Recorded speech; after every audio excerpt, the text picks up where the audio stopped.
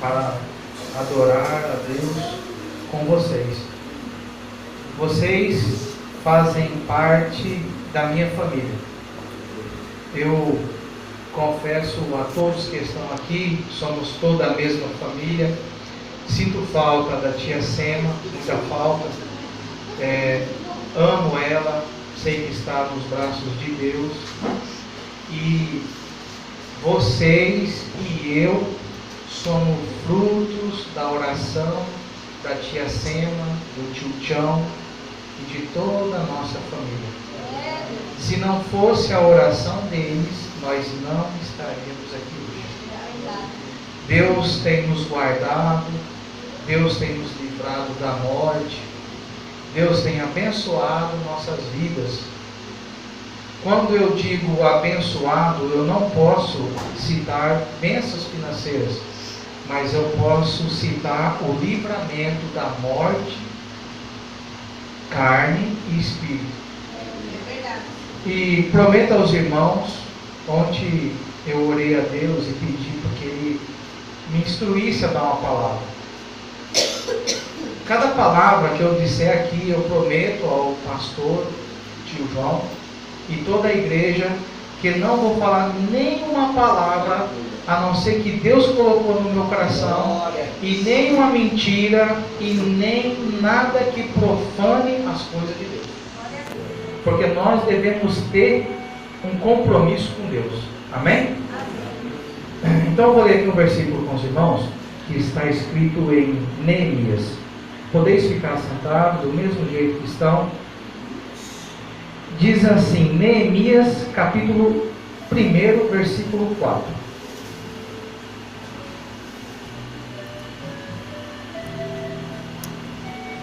Diz assim, todos acharam? Quem não achou, diga misericórdia. Amém. Tendo eu ouvido estas palavras, sentei-me e chorei, e lamentei por alguns dias, e continuei a jejuar e orar perante o Deus dos céus. Amém. É só isso aí. A Bíblia diz que Neemias era filho de Acalias. No 20º ano do rei Artaxerxes, Neemias se encontrava em uma esperança e esperando. Alguns judeus com o seu irmão Anani foram para Jerusalém tentar reconstruir os muros de Jerusalém. Porém, sem êxitos, eles voltaram. Não conseguiram. E Neemias estava esperando eles chegarem. E Neemias tinha esperança que eles vinham vir com uma notícia boa. Qual notícia boa? Que eles conseguissem, que eles tivessem conseguido a reconstruir os muros de Jerusalém. Mas a palavra que Anani disse para Neemias foi uma palavra de tristeza. Porque quando Neemias perguntou para Anani, falou: Anani, como está Jerusalém? Diz a Bíblia que Anani falou para ele assim: os muros de Jerusalém estão totalmente destruídos, as casas, os povos que moram lá, eles estão passando fome, e tem mais, os povos de volta, os países em volta, os governadores de volta, estão aproveitando da situação e oprimindo o povo de Deus. E Neemias diz que ele começou a chorar e lamentar por vários dias. Mas por quê? Porque o povo de Israel estavam em estado de rebeldia. Muitas vezes nós também ficamos, sabia? E sem perceber. Um dia eu falei uma palavra, tudo que eu vou falar para vocês é experiência com Deus e dentro da palavra de Deus. Um dia eu falei uma palavra, não é adultério, prostituição, roubo, nada disso, uma palavra, eu consegui entristecer o Espírito Santo de Deus, e acordei no outro dia triste. E quando a gente estamos em comunhão com Deus, você acorda alegre, mas eu acordei triste, e eu perguntei para o Senhor, eu falei: Senhor, o que está acontecendo comigo? Mostre para mim onde está o meu erro. E eu sonhei comendo um ovo, e quando aquele ovo chegou da minha boca, tinha um feto do ovo, e eu cuspi ele para fora. E eu entendi que uma palavra que eu falei que saiu da minha boca era uma palavra podre, que não agradou a Deus. E Deus se entristeceu com aquilo. Eu dobrei meu joelho, pedi perdão para Deus, misericórdia para Deus, porque eu não podia ficar daquela forma. E na mesma noite, a minha mulher sonhou que nós estávamos desviados da palavra de Deus. Falei: agora vamos jejuar e vamos orar por causa disso, porque nós falamos palavras que não agradaram o Senhor. Nós temos que tirar essas palavras que não agradam a Deus, porque senão acabamos sobre o castigo de Deus. O povo de Israel, nessa época, eles estavam sendo castigados, maltratados pelas mãos de Deus, por rebeldia deles. Os babilônicos, os assírios, prisionaram eles, fizeram prisão. Olha para você ver o que está escrito em Deuteronômio capítulo 28, né? Vamos para a Bíblia. Deuteronômio, quem quiser acompanhar, pode acompanhar. Deuteronômio 28, versículo 15, diz assim: se porém não ouvires a voz do Senhor. O que é a voz do Senhor? A voz de Deus, nem todas as vezes é o Espírito Santo falando com a gente. A voz de Deus também é a palavra de Deus, é a voz de Deus falando conosco. E ela diz: se não cuidares em cumprir todos os seus mandamentos e estatutos. Veja bem, se você for analisar, você procurar nos mandamentos de Moisés, lá não vai estar escrito que uma palavra tira a comunhão do homem, ou da mulher, ou da criança, que seja, de Deus, mas me tirou. Então, o que acontece? Veja bem, os seus estatutos, hoje, te ordeno, virão sobre ti todas as maldições. Então, quando fazemos alguma coisa que não agrada a Deus, nós ficamos desprotegidos, ficamos sem a guarda dos anjos, do Espírito Santo, que nos protege todo dia, que nos ensina e que nos leva a caminhada para o reino dos céus. E aí diz o que? Olha para você ver: todas as maldições te alcançarão. Então, nós não precisamos nem fazer mais coisas erradas, porque a maldição vai nos alcançar. Não é nós que vamos atrás dela, mas ela nos alcança por causa de nós mesmos, por causa de coisa que nós fazemos que não agrada a Deus. Olha para você ver: maldito será na cidade, quer dizer, aonde moramos. Maldito será no campo. Se nós sairmos da cidade e formos para um lugar onde seja uma fazenda, um sítio ou um campo, qualquer coisa assim, as maldições de Deus estarão indo atrás de nós.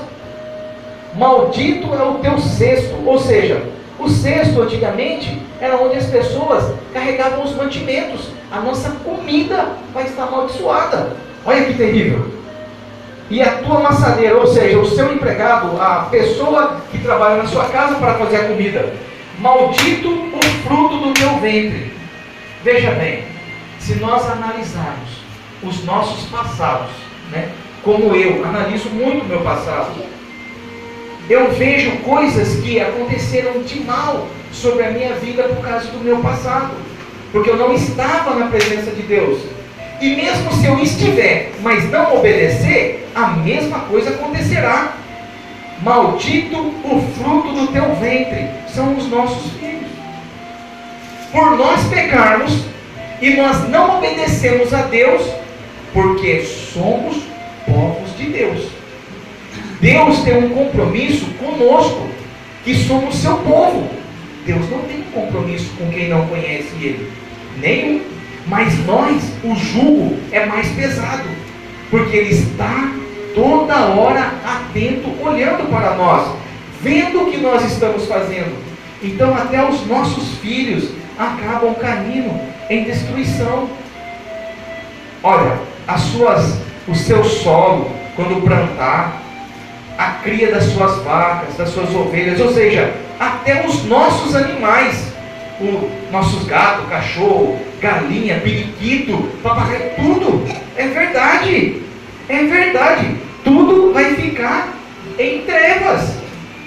Veja bem, no versículo 20 diz assim: o Senhor mandará sobre ti maldição, derrota, desapontamento. Quando nós não estamos na presença do Senhor, tudo isso vai nos acompanhar.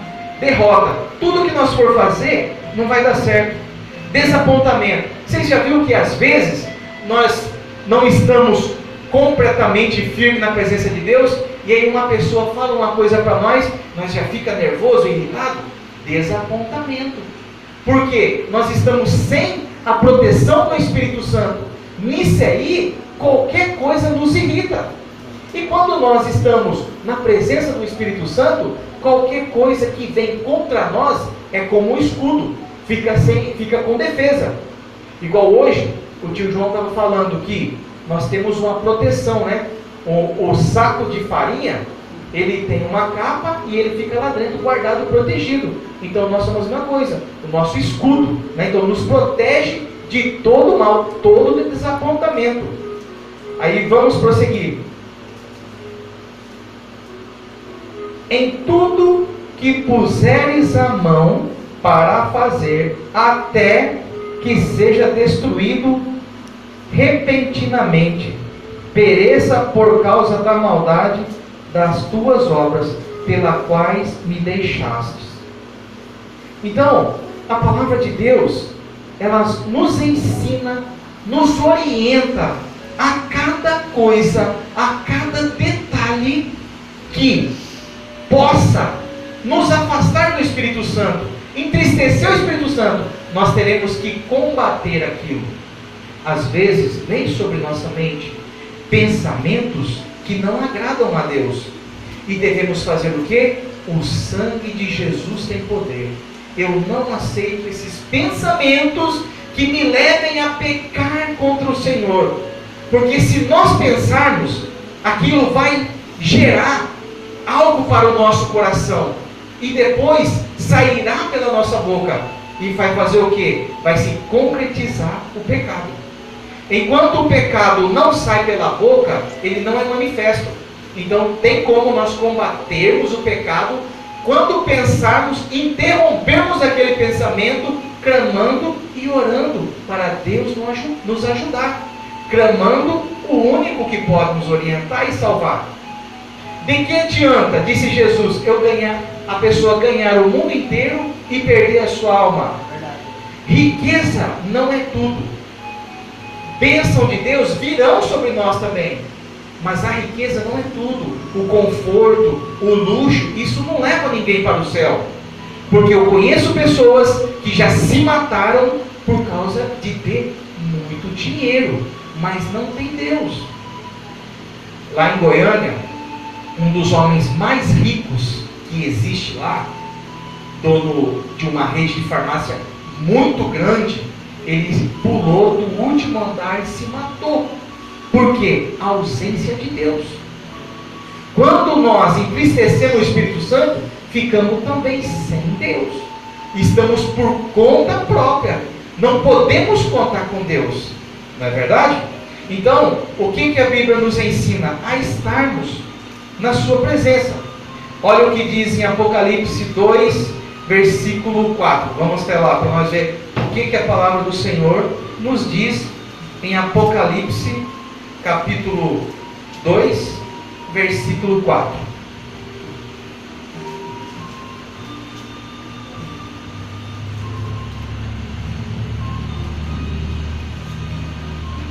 diz assim: tenho, porém, contra ti, que deixaste o primeiro amor.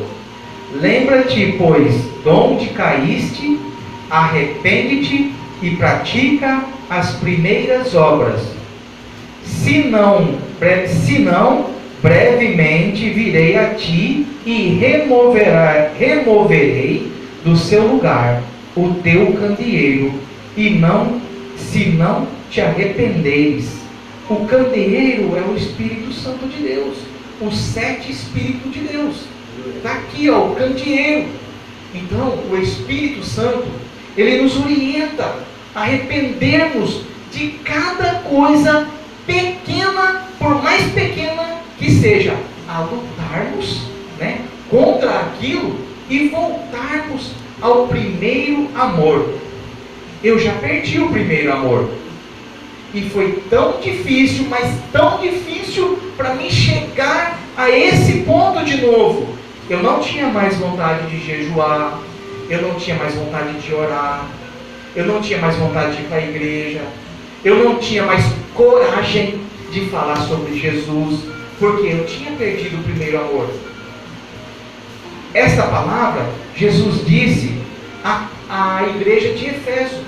Nós também fazemos parte da igreja de Éfeso. Então nós temos que ver o que está todos os dias. Veja bem, no final de ano, se vocês observarem, todas as lojas fecham para fazer um balanço. Então todos os dias, quando nós formos deitarmos, isto é muito importante. Nós, quando formos deitarmos, oramos e deitamos. Aí nós analisar o que nós fizemos de errado e fazer um balanço, só que não é um balanço material, é um balanço espiritual, para que no outro dia nós possamos estar novamente revestido com força e autoridade na presença de Deus. Amém? Então, Neemias, ele era um simples copeiro do rei. E Neemias começou a chorar e se lamentar por tudo aquilo que tinha acontecido, porque ainda os muros de Jerusalém e as portas de Jerusalém estavam derrubadas e queimadas a fogo. Meus irmãos, Deus vai fazer algo aqui hoje na vida de vocês. Quando eu estava sentado aqui, às vezes a gente deixa passar desapercebido. Quando eu estava sentado aqui, eu senti o Espírito Santo fazendo algo sobre nós e entre nós. Amém?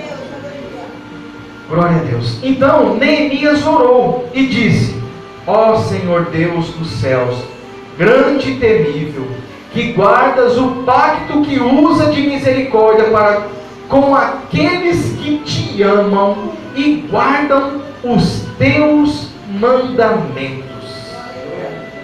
Se Deus ama nós que guardamos os seus mandamentos, o que vai acontecer com nós?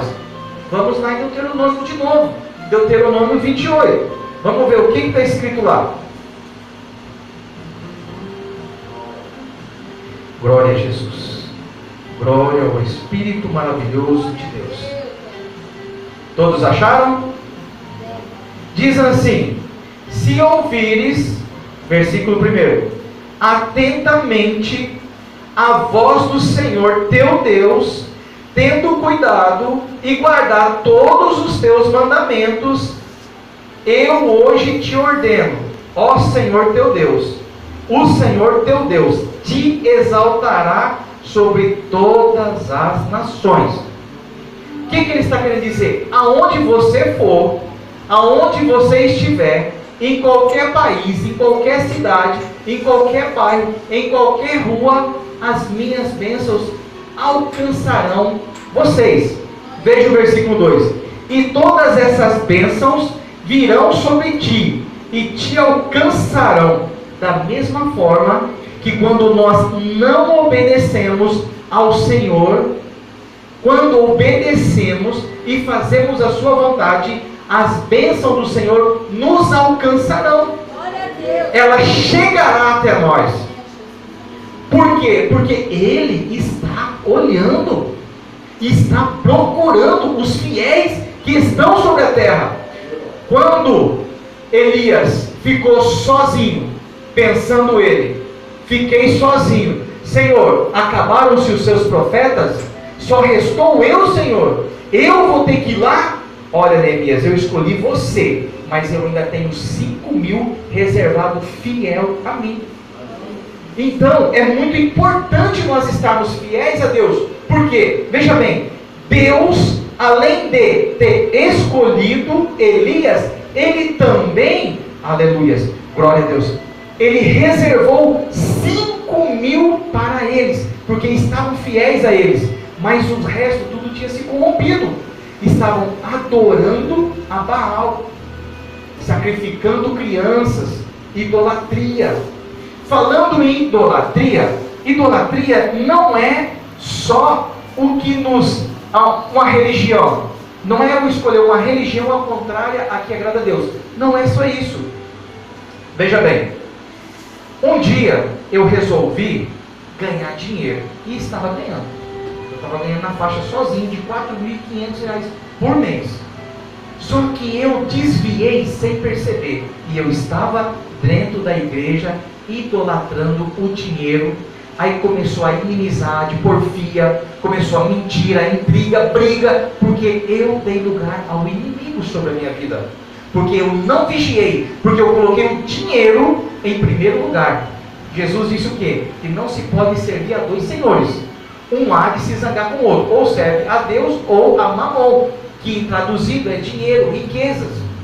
Então, nesse exato momento, quando eu passei a idolatrar o dinheiro, eu estava ganhando mais, só que eu perdi Deus.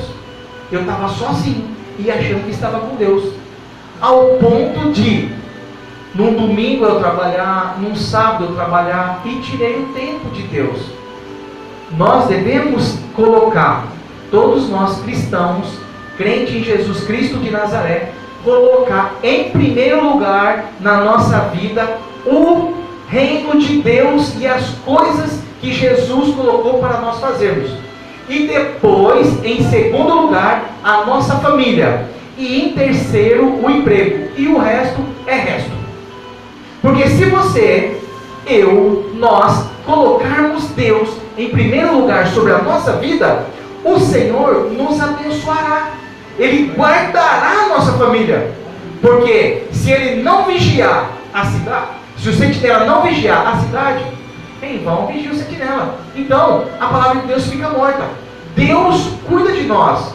Aí, nós voltamos para Deuteronômio, que diz o quê? Que as bênçãos de Deus nos alcançarão.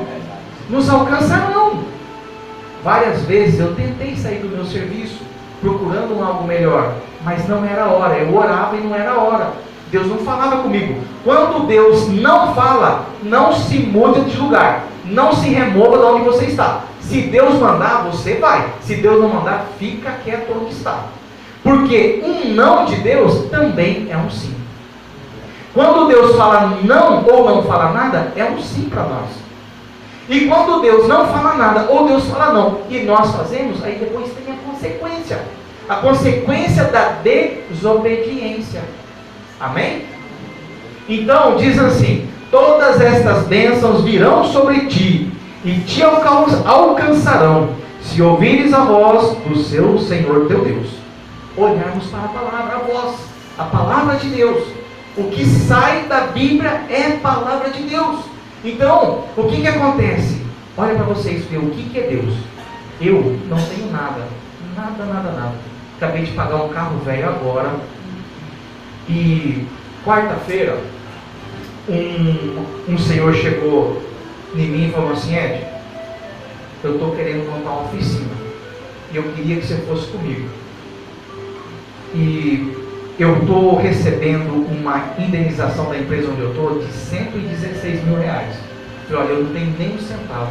Ele falou assim: ó, eu conheço o seu serviço, eu quero que você vá comigo, nós vamos montar e depois você vai pagando aos poucos para mim a parte minha, que eu vou investir na sua parte.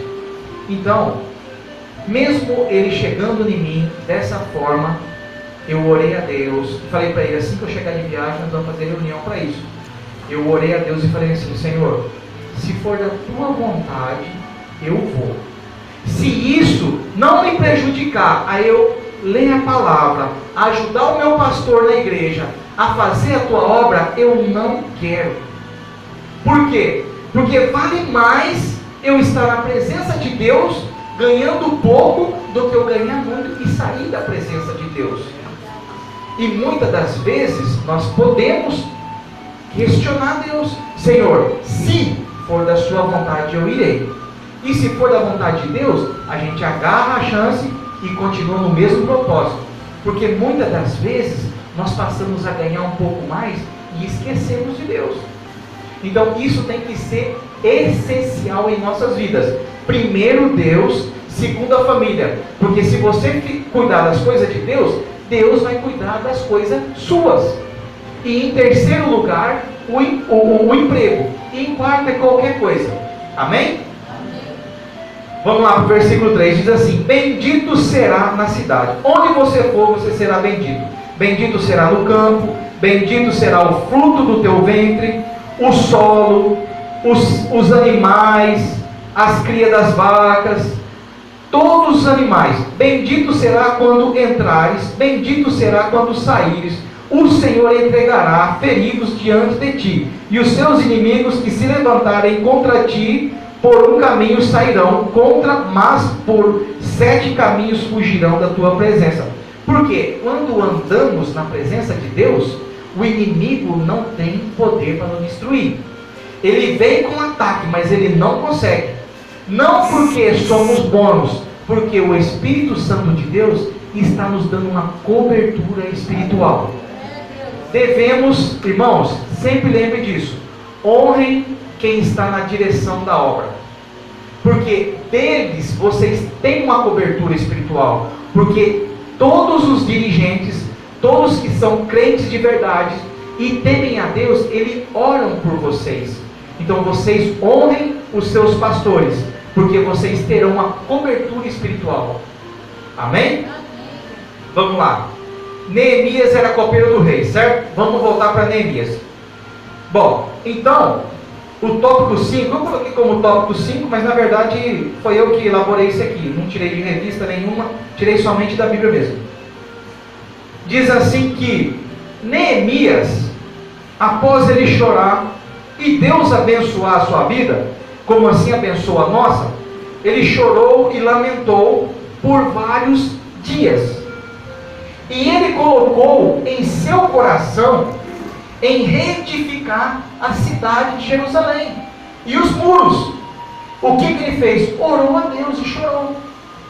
Através de uma só pessoa, se vocês determinar, Deus honra vocês. Mas como assim? Veja bem, é um exemplo.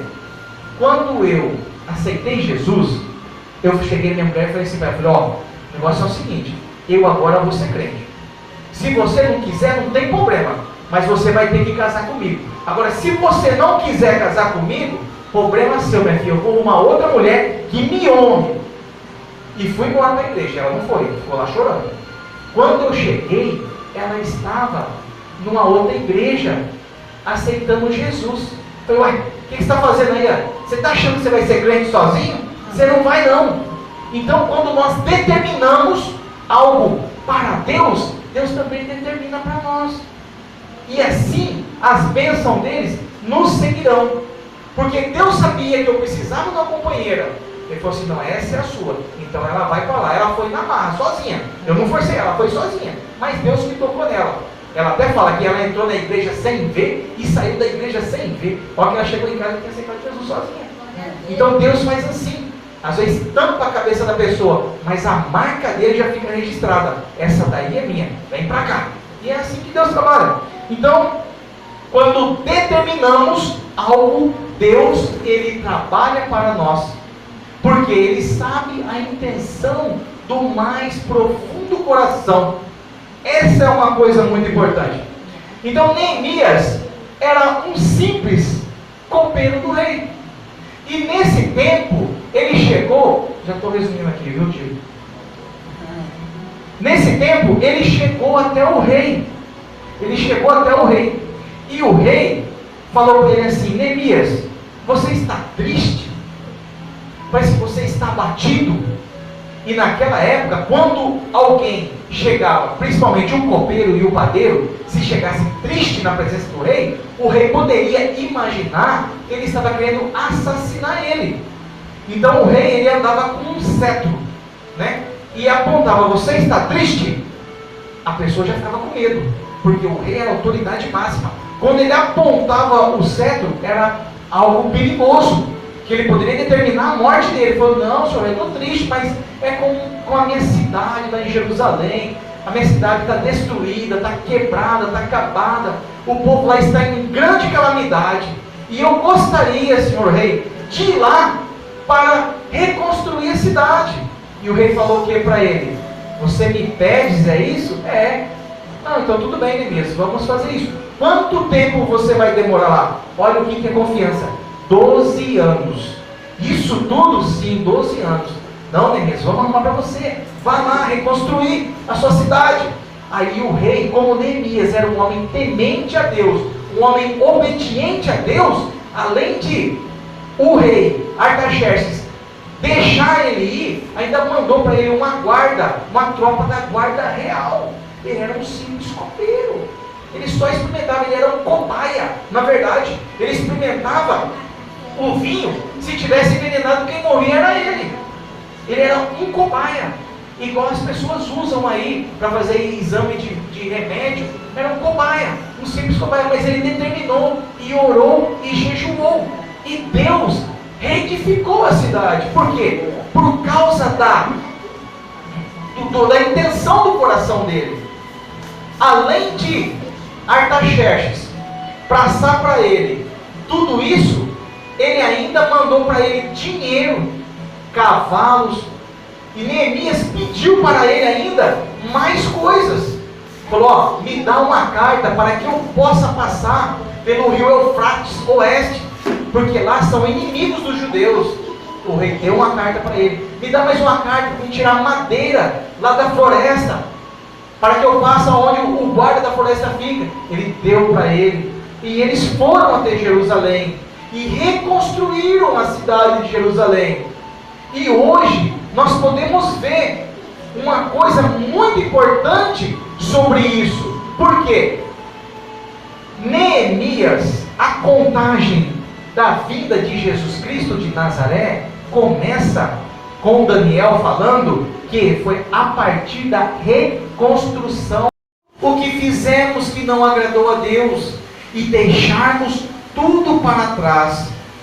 Tudo para trás, igual os nossos pecados, deixar tudo para trás, e façam prova de Deus, façam prova, testem a Deus, porque Deus, Ele gosta disso. Por que Ele gosta? Para mostrar que Ele é o único que tem poder e autoridade sobre nossas vidas. Hoje é dia de restituição, dia de reconstrução. Vamos reiniciar tudo que nós deixamos para trás. Façamos um balanço sobre nossas vidas, todos os dias como formos deitarmos, para que Deus possa cada dia mais abençoar as nossas vidas. Que Deus abençoe a cada irmão, a cada irmã que está aqui nesta noite. A obra é do Senhor, a obra não é nossa, a obra não pode parar. Se nós pararmos, Deus levanta outras pessoas para estar no nosso lugar. Amém? Deus abençoe a cada irmão, cada irmã, e devolva a oportunidade